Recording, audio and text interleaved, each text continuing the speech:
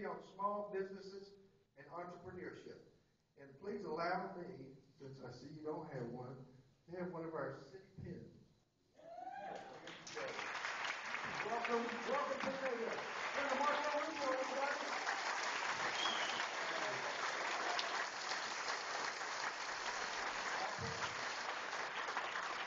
I'll put this on. I'm going to take the jacket. Is that all right if I take the jacket off? There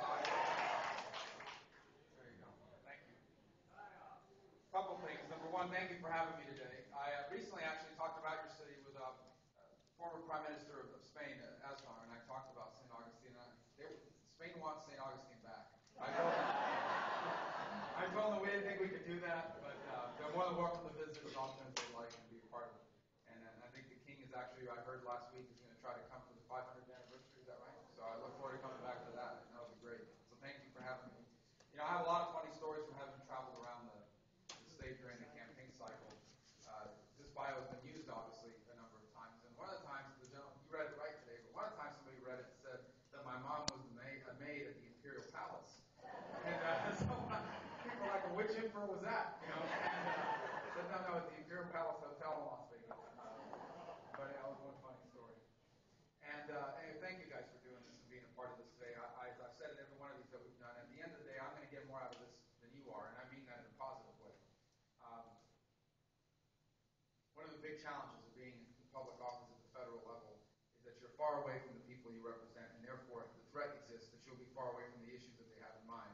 I think the biggest threat to our republic is that sometimes the issues that our leaders think are really important are not the issues that our people think are really important. Sometimes the things that people are talking about around the kitchen table or over the water cooler at work isn't necessarily reflected in the public debate.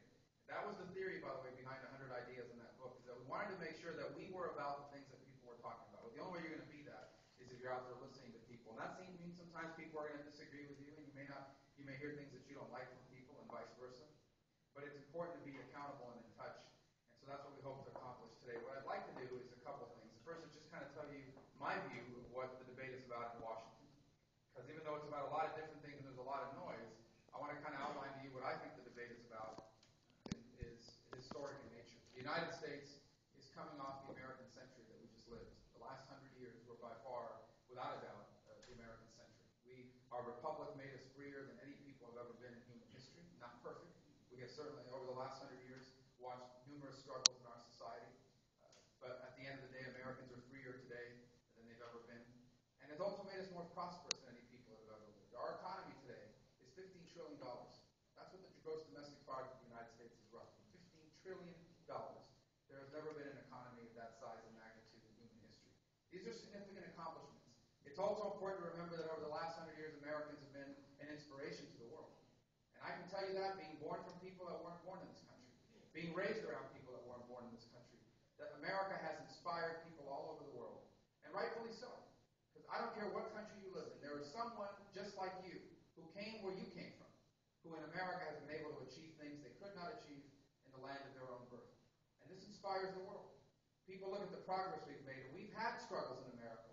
The civil rights movement was a struggle. The right for women to vote was a struggle. We've had multiple struggles in our history.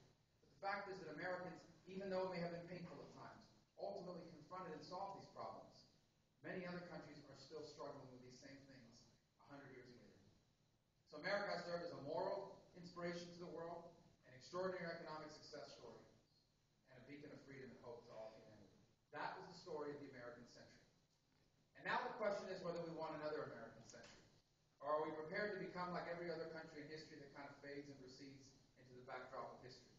No longer exceptional, just one of many large and powerful countries. And that's what we're being asked to choose. Now that exceptionalism comes with a price. And that price is a price that every successive generation before us has been willing to pay. Sometimes it's been more painful than others. But that price ultimately requires us to do the serious business of confronting the issues that our country is facing at that particular moment. That time has arrived for us as Americans again. We're being asked to choose whether we want to continue to be exceptional. And we can be. And there's no reason why the next century cannot also be an American century. All over the world, things are coming in our direction. Nation after nation that's experimenting with free market enterprise and free enterprise is finding that it leads to real prosperity. Millions of people over the last 10 years have been pulled out of poverty all over the world.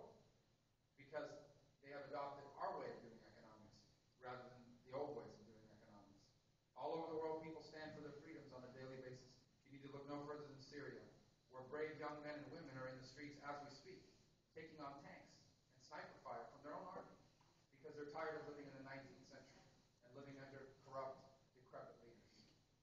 This is the fact of what's happening in the world. Now, the next century can still be an American century. Our people are as great as they have ever been. There's nothing wrong with the American people, but there's a lot wrong with the American government. And the truth is,